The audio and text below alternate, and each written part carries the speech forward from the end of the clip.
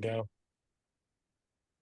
But I'll edit the small talk and so on. But figure we'll just go like typically it's 45 minutes to 50 minutes or so. That's cool. Actually, And give me 1 second. yeah, go for it. Yeah.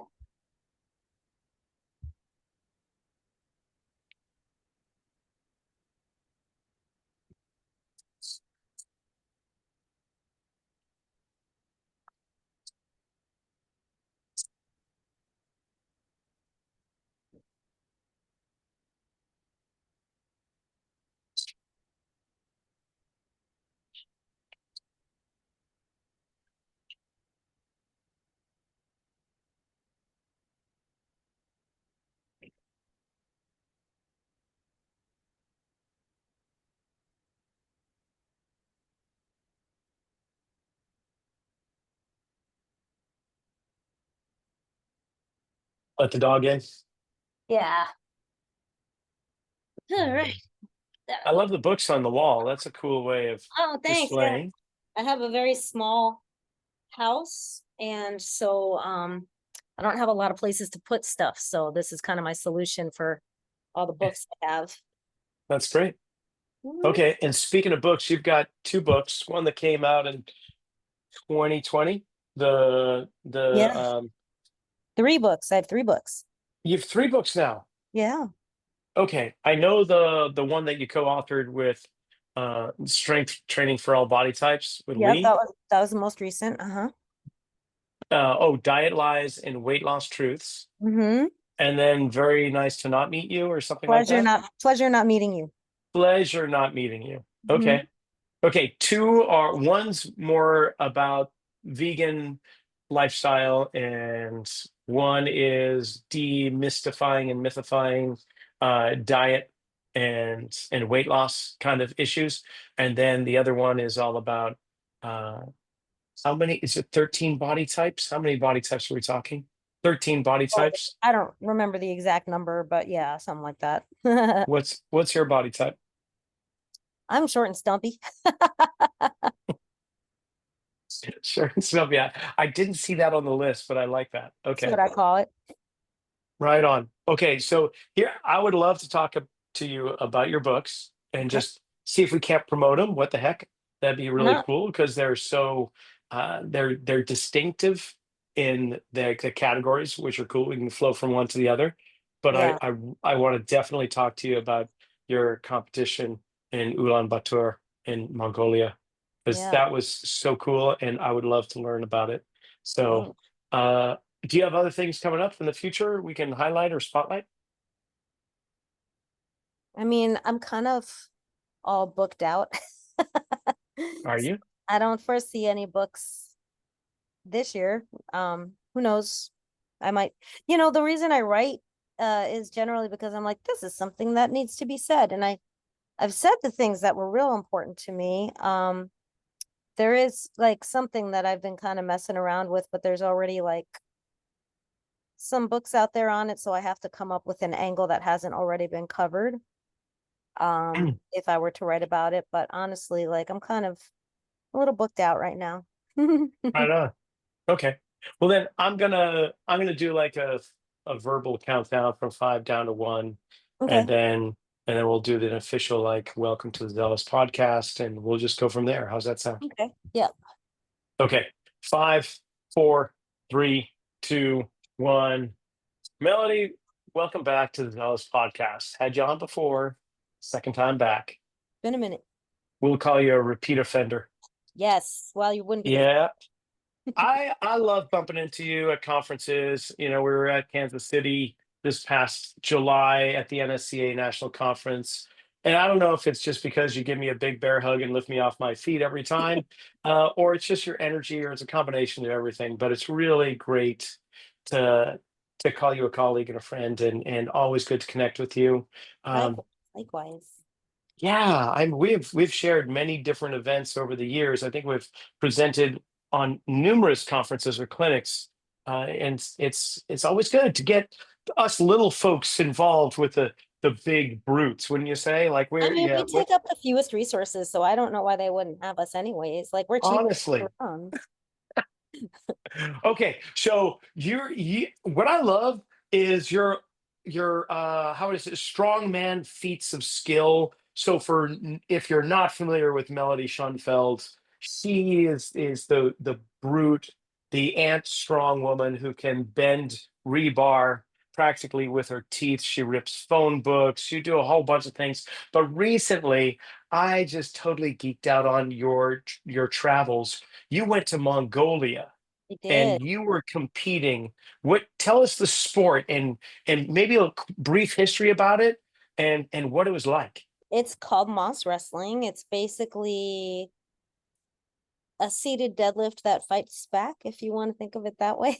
Ooh, It's like, so there's like a wooden board, and you get on one side, and then your opponent gets on the other side, and you sit down and you put your feet up on the board, and then you have like a stick that's about this big around ish, more or less.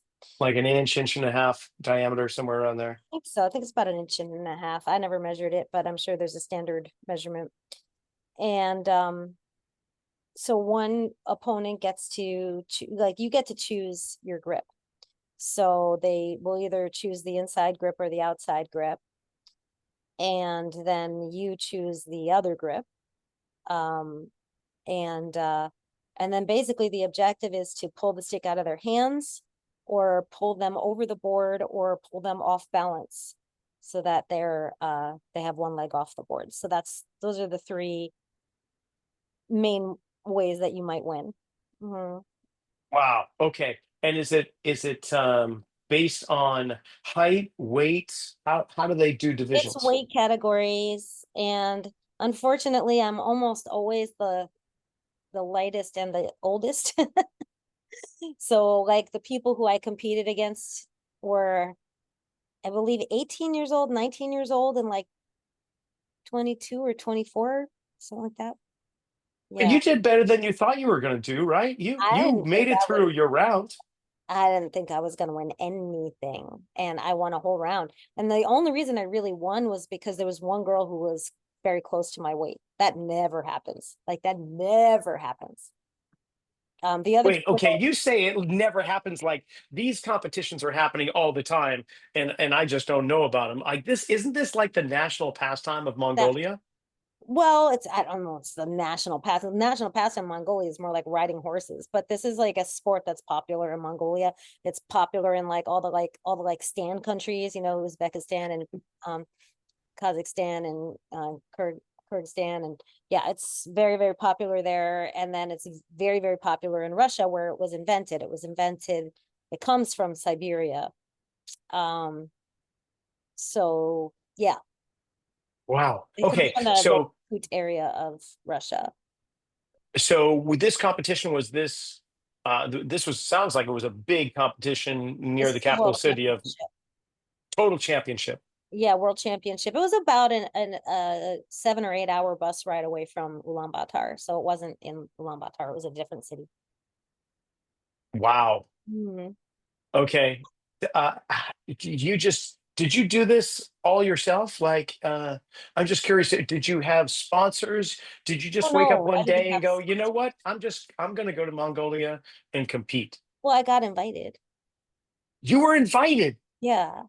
I was not aware of this. So, Mhm. are you like national Moss wrestling champion in the Oh U.S. right God, now? no, I suck. I'm terrible at moss wrestling. I'm not good. They needed someone in my weight category for Oh, this competition. So, I mean, I was in my weight category. It worked out. right on. Yeah. That's so cool. Okay, so then the first person you went against, what was that like? Oh, she kicked my ass. I mean, listen, I'm going against people who've been doing this sport since they were fetuses. Like I had 2 months to train for this, and I was literally training once a week with someone. Like the rest of the time, it was all on my own because I don't have anybody to train with. So I Wow. don't have enough experience in the sport to be particularly good at it. I've played around with it, but I really need a lot more time on the board to get where I want to be with it. That said, I am training. I'm training hard with it because I like it. It's fun. It's a new challenge. I tend to like shiny new things. And this is a new challenge for me. And it was something that I've dabbled in it in the past. I've done it a couple competitions here and there in the last few years, but I never really pursued it because I was really busy with strongman. I was really busy with the grip sports, and trying to do the Moss wrestling when you're also constantly training the grip sports, it's just too much for my hands. So I just I picked one over the other, and now I'm not doing so much of the grip sports anymore because it was just I'm not competing a lot anymore. I'm usually the lightest person by a lot, and I'm usually in categories where I'm training. I'm with people who are like 40 pounds heavier than me, 20 pounds heavier than me, and I have to lift the same things that they do. Yeah. And there comes a point at which it's kind of like, is it really worth it for me to spend this money? Because it costs money to enter competitions and to spend all of this time training. It's fun to compete, but at some point, I'm too competitive to leave without a medal. and so I'm training for this thing that there's no way. Like I just don't I do well, like very well for someone my size, but I can't compete against people who are built better for the sport than I am and who weigh Yeah. more than me. And I don't want to eat for sport. Like it's not like I like food and I eat a lot of food, but I don't want to sit there and just like cram food in my face so that I gain some weight. That's not fun for me. So yeah, there's only so far that I personally can take it without being a heavier person. Um and uh and and then I kept getting a trigger finger from training for the grip sport, and that was really becoming a problem. I don't want to keep getting cortisone shots on my hands, so I Wow. I just Okay. What grip sports are you speaking of primarily? Which ones? so arm lifting is I competed in arm lifting at the Arnold several times, and just kind of in other competitions with the I've competed at yeah, it's just a bunch of competitions with that. And I did pretty well with it for my size in particular. I've got little short stumpy fingers. You need really, like, if you're going to be good at this, you need long fingers.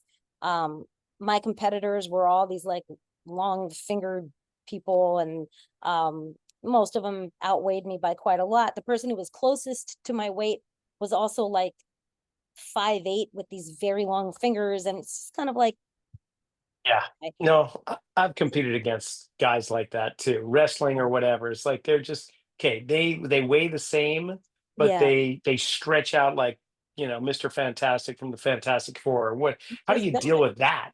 Yeah, yeah. Yeah. It was like just like Spud Webb in basketball, it's like Right. you can do it, but you're at a significant disadvantage. All Um, right. Well, you mentioned you like to eat, so we're going to segue right into that. You have written three books. yes.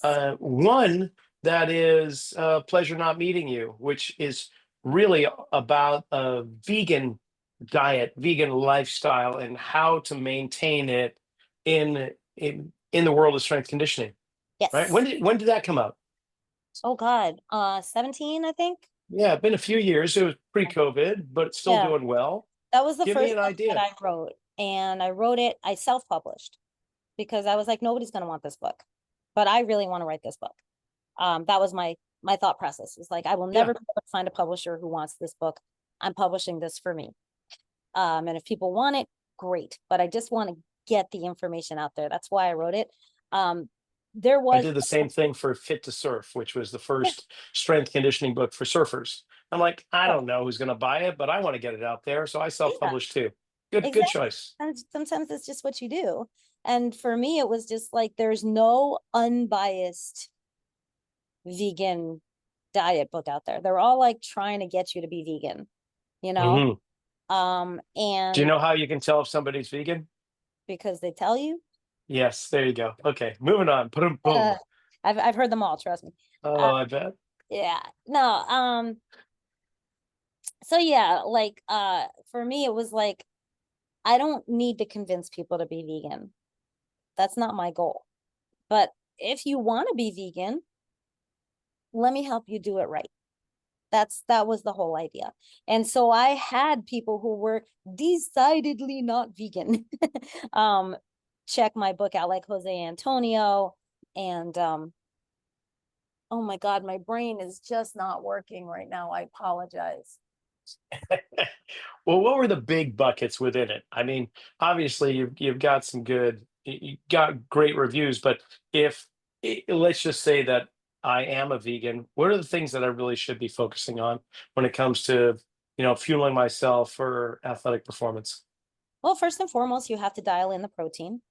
You know, most of us need somewhere between 1.2 and 2.4 grams of protein per kilogram of body weight. And for vegans, you probably need more than that low part, because the proteins that we eat tend not to be as well absorbed. Um, and so when you're eating meat, you're eating an actual muscle.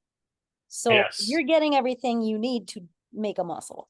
When you eat vegan food, you're not necessarily getting it in those quantities. So you need to eat a wide variety of protein sources and a lot of them. So I always have a plan for protein, in my day. Like, I don't track my food because I can't be bothered, but I always have a plan for protein. So it's basically, what proteins do I want in my day and how much do I need in order to hit what I want to hit? I always have that in mind. And so I try personally to get at least 120 grams a day. And if I go above that, great. So, and then, I'm a big fiber person. I'm all about fiber. Fiber supports your immune system, your mental health, like all kinds of stuff that people don't realize that it does. It does more than just help you poop. And it also helps prevent, obviously, certain types of cancer. But fiber foods are some of the most nutritious foods out there, very nutritionally dense foods. So, a lot of my nutrition clients are always like, well, can I just take a fiber supplement? And I'm like, you can, but you're missing out, because fruits, veggies, whole grains, beans, come on, like, really, really, really high nutritional density stuff, and you're missing out on all of that. And so, okay, first, what is the power combination proteins from a vegetable perspective? Like you say, it's really hard to absorb the proteins from a Well, vegan diet. So you you need a need to. really wide variety. Like, Oh, it's more variety than it yeah, is like, hey, like, rice and beans kind of thing. well, rice and beans together does make a complete protein, but you need a lot of it in order to get enough protein in your day. So the big, like, I would say, like, the highest concentration of protein, probably seitan. And Hmm. I make my own. It's very easy to make. It's just like making dough. How do Um, you do it? yeah, and I usually put bean flour in there because beans and wheat together make a better protein. And that's very, very high concentration protein. I'm also like a big fan of there's a fava bean tofu from, I want to say it's called Blue Mountain Foods or Big Mountain Foods. It's with a B. Uh, anyway, Blue or Big, my brain not working right now. But they make a fava bean tofu, and the entire block of it is like 200 calories and like 50 grams of protein. And so I would Wow. get a whole block of that. I also do, like, I like the soy curls, tempeh. I do tofu. I do a lot. I like the faux meat. So a lot of people, like, I don't want to eat processed food. And that's valid, but, like, what are we talking about? Because as soon as you take the the fruit off the tree, you have begun processing it. If you chew your food, you're processing your food. If you cook it, if you cut it, if you chop it, you're processing food. So what do we mean when we say processed? So to me, a lot of the faux meats provide protein, provide fiber, provide nutritional value. They fill me up, and they do not cause me any kind of medical issues. So to me, it's like, why wouldn't I eat that? It tastes good. It's convenient. I don't have a problem with it. The main issue is they tend to be high in sodium. I'm not sodium sensitive, so that doesn't bother me. But if you have an issue with sodium, don't look, that's probably not going to be the right thing for you. But you have to decide, what does it mean for you to avoid a processed food, and why are you avoiding a processed food? Like, what specific type of processing are you avoiding? Because it's a big spectrum, you know? Sure. So yeah. Now, we're very fortunate, you and I, to be living on the West Coast, where really incredible clean food source is readily available. We don't have to work that hard in hunting it down. I mean, I can go to a whole bunch of health food stores, which in blocks of here from my facility, compared to, say, Well, we were in Kansas City in July. What was that like for you? Easy. Tell me how. How's it easy? I have an app called Happy Cow. I can find vegan food anywhere. Oh, all right. So Yeah. that's a really good tool to I have. was vegan in Mongolia and they pretty much don't eat vegetables there.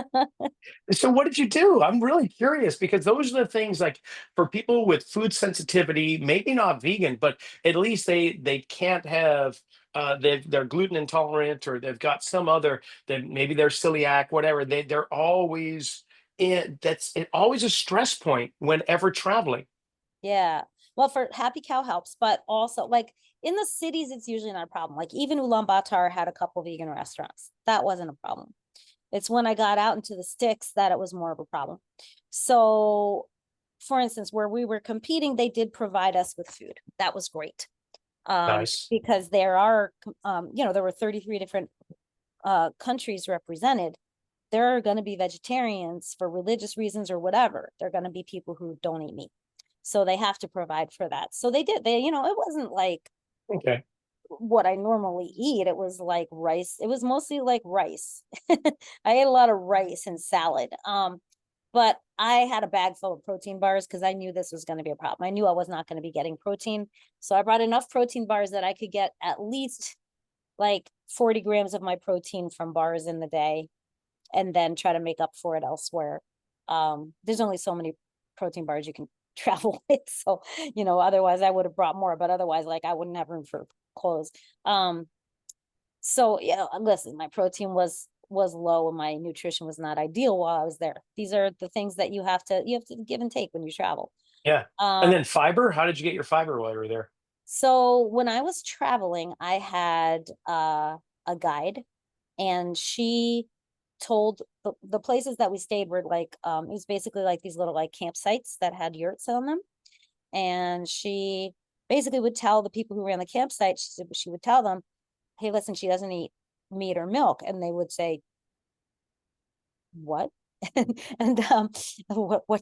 what does she eat? And but they, they like the first place we stayed, they apparently had taken care of people who were vegan before because they provided some really nice foods for me. They made tofu for me. So I had Fun. some protein. They made like really nice vegetables. Like they had gone to the market and got all the stuff. The second place or was the third place we stayed. The third place we stayed, I was only the second person to ever stay on their campsite. It was a brand new campsite. They were just trying it out. And she told them, and they were freaking out. They were like, I don't know what to do. What do you do for someone who doesn't eat milk? Because all they eat is milk and meat. It's a herding lifestyle. That's what they milk everything and they meatify everything. Like Even cats. That's yes. right. Anything that they have, like they milk horses, they milk yaks, they milk, like everything is milked and they eat all of the animals and like like that is what they eat.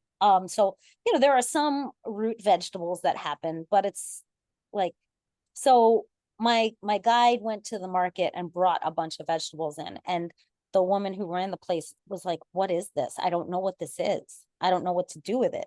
So I did a lot of the cooking. Like I went in, Okay. I made dumplings. Like they were making dumplings, so I made dumplings.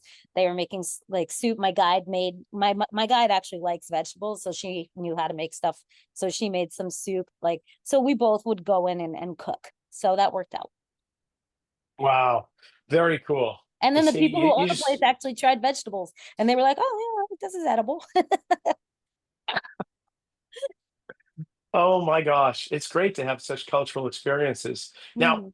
okay, so pleasure not meeting you was your first, and Yes. then we have diet lies and weight loss truths. That Yes. came out right in the midst. I think we're like your sister from another mister or something like that because we've got the same path. Hey, we're Yeah. gonna self-publish a book because we don't know Yeah. if anybody else is interested. So that's good. But now we're gonna come up with a second book or just a book in general, and we're gonna release it during a global pandemic. I mean, what better time than the year of COVID to try Right. and get your book sold? So anyway, that was published in December of 2020, Diet Lies Yeah. and Weight Loss Truths, a Yeah. scientific guide to make sense out of dieting and exercise. Yeah. Well, finally, there's a book about that.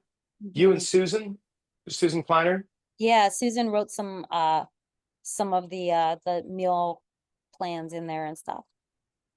Give us a little synopsis about Diet Lies. So that book was funny because I was gonna just keep doing the self-help. I was like, well, I want to write this one too, so I'm just gonna. And it had originally been it had a totally different name, and it was also gonna be about like how musicians on the road stay healthy. So I had a whole, like, I had gone out and interviewed like 20 different like well-known musicians, and who like take care of themselves and are really healthy but are touring all the time. So I We had should pause right here and let the listening audience know that Melody is also a head-banging lead vocalist at some serious rock bands in Southern California. So now I understand the segue into it. All right, so yeah. continue, please. So that was that I had a whole section of these interviews, and I had spent like 6 months interviewing people, and I had this book ready to go. And I went to a conference, and then a representative from my publisher from Human Kinetics approached me and was like, hey, I saw your book about veganism. What else you got? And I was like, oh, well, I literally just finished writing this book.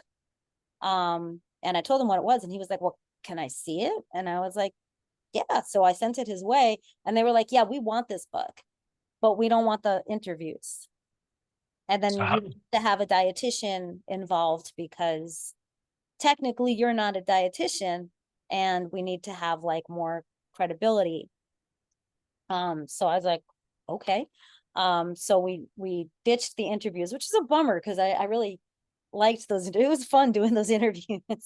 But that is not what they wanted. And then we changed the name, which was, I liked the name. But, all right, that's What was your name? What was the working title? oh God.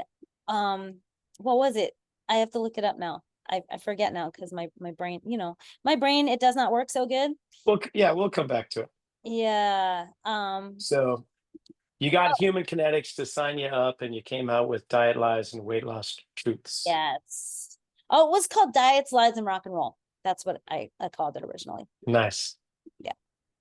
And okay, some of the top lies out there, diet lies. So, like I went over like 12 of the most common diets that people tend to go on. And I talked about, like, why they work and issues you might have doing them. And then like the propaganda they try to sell you on to get you to buy into their dogma. Right.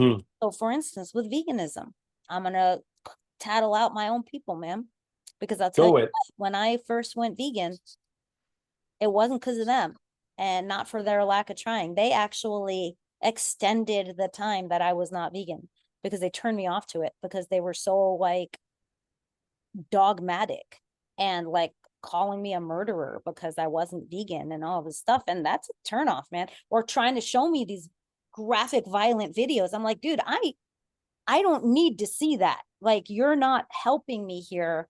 Like, trust me, I'm the person who's saving bugs out of water fountains. I'm not the person you need to show these videos to. So the reason I went vegan was because I met some people, and I was already kind of going towards vegetarianism. I had quit most things except for fish. And then I was like, well, I don't really understand the whole milk and eggs thing because, like, you don't have to kill an animal to get those. And what they said to me, which was the best thing anybody's ever said to me about something, was, well, why don't you do some research and tell us what you find out? Hey, there you go. Well, I can research some shit. Right? So I went and I did my research, and I was like, oh, that does not fit with my morality. And I went vegan. Right on. So a lot of the stuff that they try to sell you on with veganism is they try to tell you that everything that's not vegan causes cancer. If you've ever watched the documentaries. Yeah, I've seen Book of Mormon too, so I think that's along the same lines. Yes, exactly. So listen, they're always trying to sell you on something, whether it is a product or an idea. They want you to do what, either something that's trying to make them money or something that's going to get you to believe what they believe. One of those things. It's like a religion in a lot of ways. So, so that's one thing, you know, And then what about weight loss truths?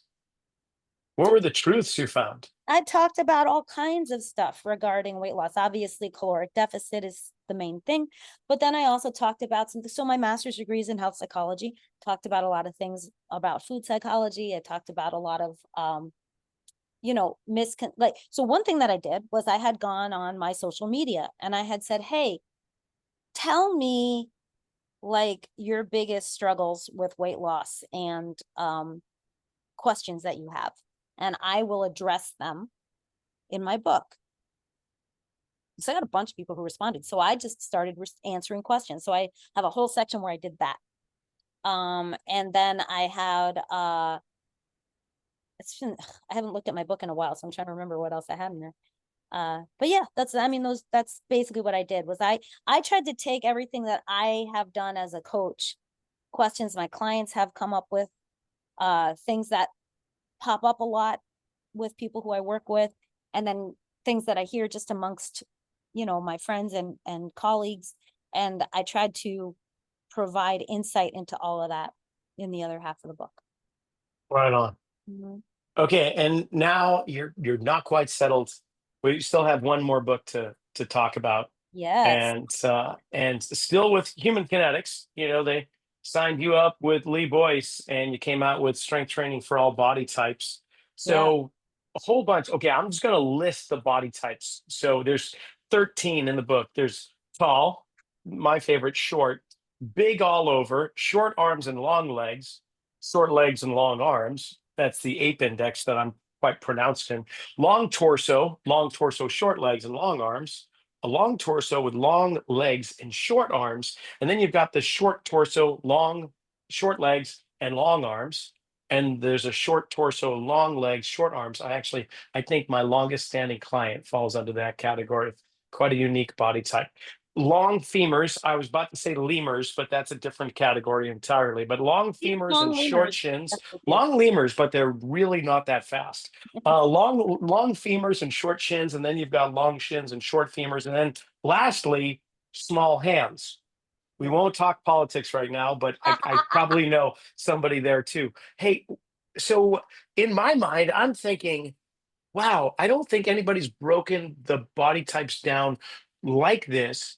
And rather, because we usually think of like positional programs for football or potentially baseball or other sports, cricket, where there's specificity to training and these positions, you're going to find certain body types for that. But this is completely different. How did this come about with you and Lee?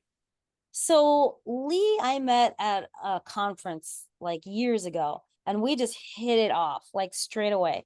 First of all, because we look like twins. I mean, like you look at us, you can't. Yeah, he's got a little bit darker skin, like Eh, tan, and he's barely, about 6 foot barely. 5.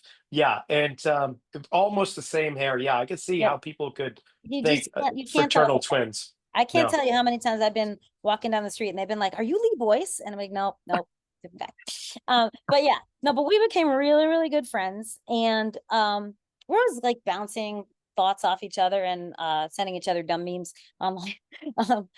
um, but I kept saying we need to do something. Like we need to do something. Like we have good like energy. We need to do something with this energy. And he was like, "Yeah, we do." And then he was like, "Well, why don't we do like a video?" And I was like, "Okay, let's do a video." So we did this video where we showed the like three major lifts, like deadlift, a squat, and a bench press. And then we showed him doing it and me doing it in real time and how different it looked and the time it took for us to complete the lift and all of that stuff. And that post went viral, and it was a very cool post. And I was like, we should write a book. And he was like, that's really funny that you said that, because I just got asked to write a book by Human Kinetics and I turned it down because it didn't really resonate with me what they wanted me to write about. He's like, but I would write about this. And I was like, well, let me pitch it and see what they say. So I ran it by a human kineticist and they were like, yeah, it's a good idea, but what can you really say about it? Like, there's not going to be enough material on this. And I was like, Mm. want to bet?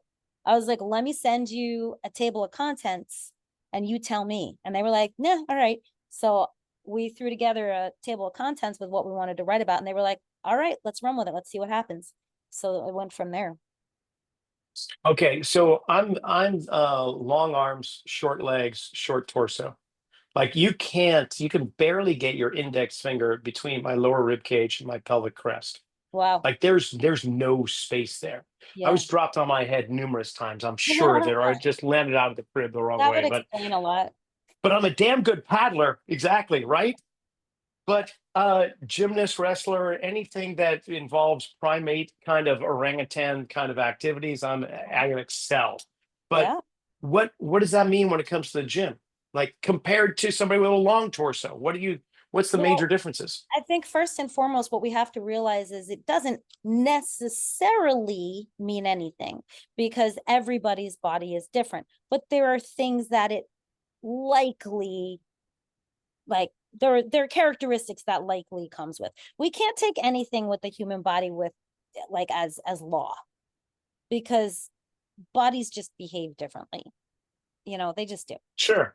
But you are But there's generally, trends. There's yes, the trends. trends. Exactly. So that's really what we're looking at. We're looking at like things that tend to be commonalities with the majority of people who we see who present like this.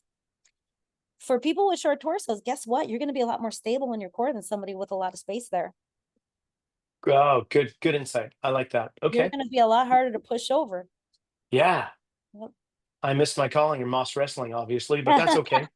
All Well, right. actually, people with really long limbs, especially long legs, do well in moss wrestling because they can, Damn it. if they're against somebody who has a shorter leg, they can pull them over the bar a lot easier. Sure. Mm-hmm. All right. Well, let's Yeah, I scratch have that one. no any sport that I've ever tried, I have never been built for ever. Ha! What is the sport you're built for? I guess lifting stuff off the ground is that's something I'm good at. Yeah. And I'm so not even when it really good at comes, that anymore. My deadlift sucks right now. uh-oh. All right.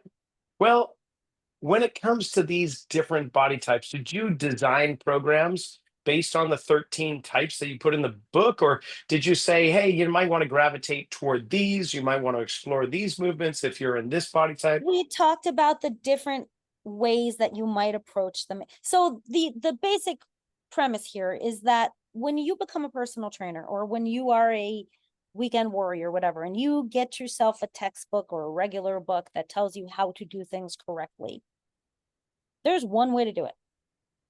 Yes. It doesn't take into account that some people can't do it that way. So we did, and we talked about, okay, well, this is how your body might present for this lift. And these are some weaknesses you might see there. And so this is how we would address that.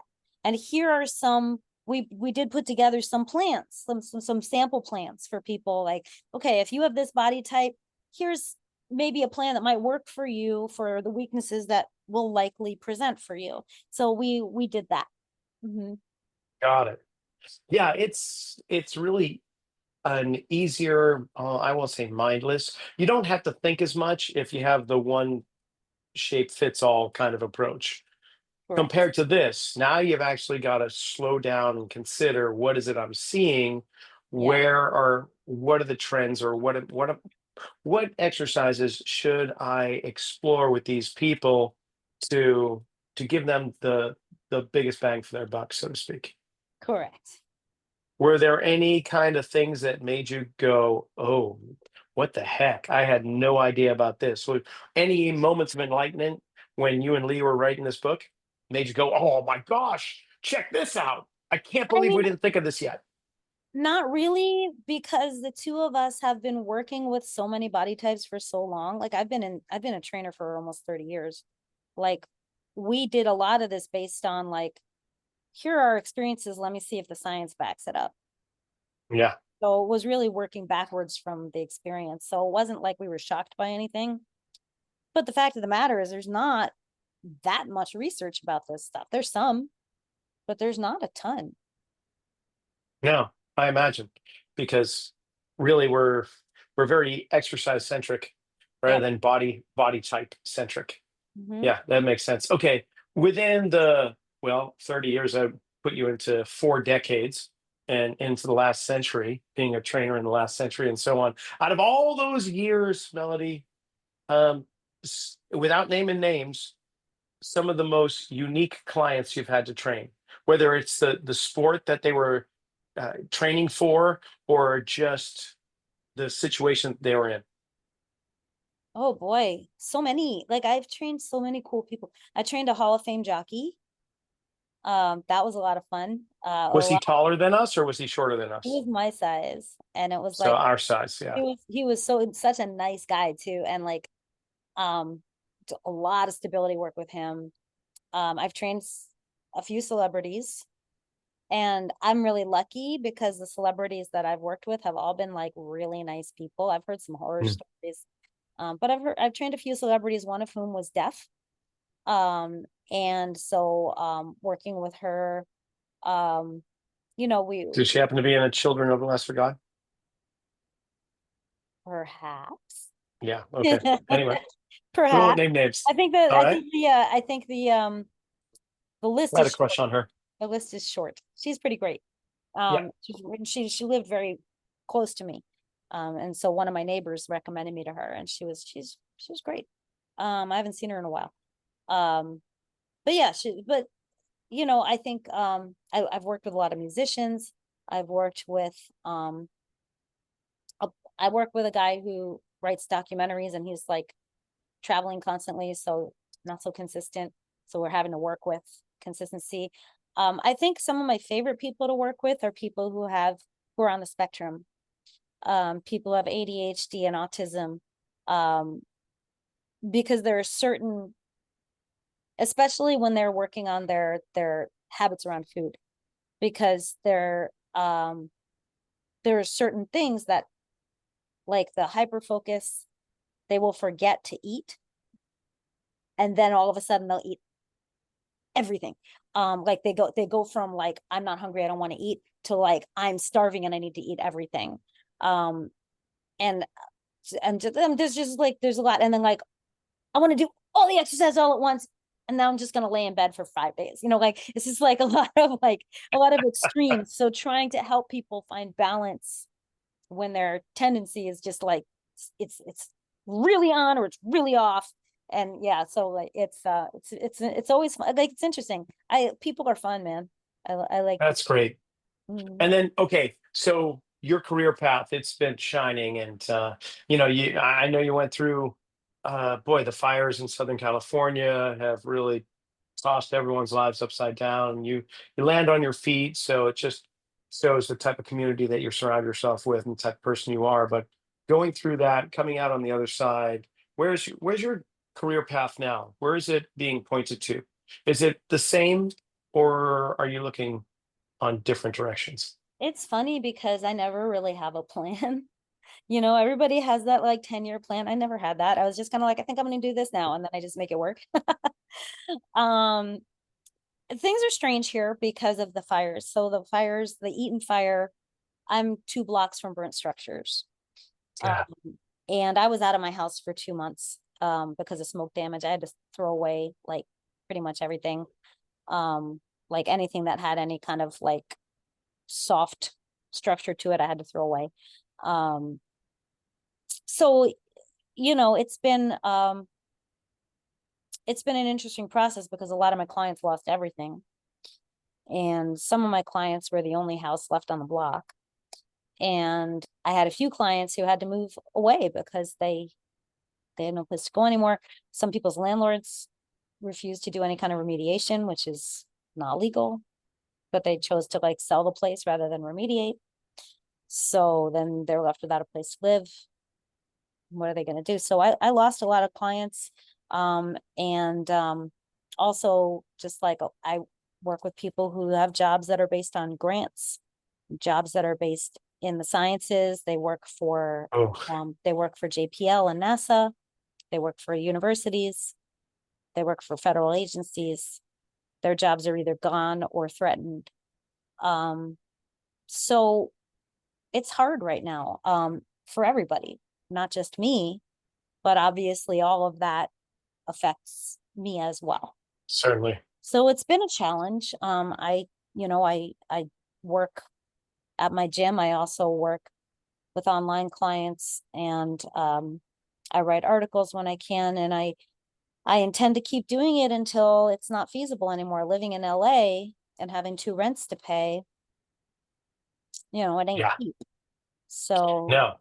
I just have to keep doing my best. I never went into this to be rich, but I would like to not, you know, be in debt. So I'm doing Hmm. my best to stay as salient as I can while I'm able to support my clients as well. So I will do this until I can't.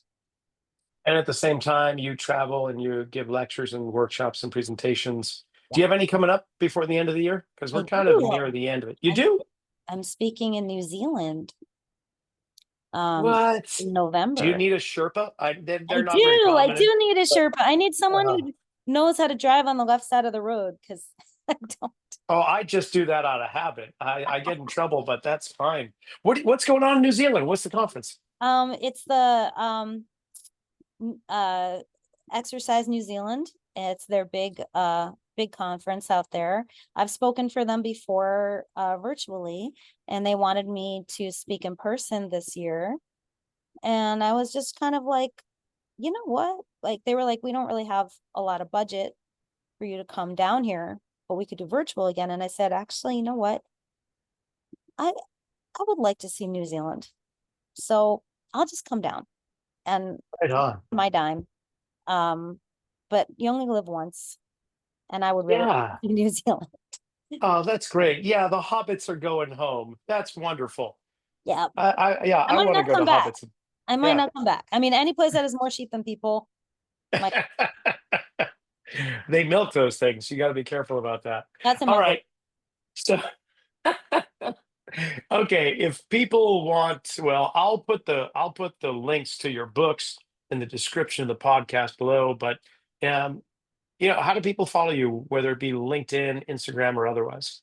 I have a LinkedIn. I don't really use it. I am on Instagram. If you like pictures of animals and random other things, then you will love my Instagram. Rock concerts. What's the Yeah, band that you play with?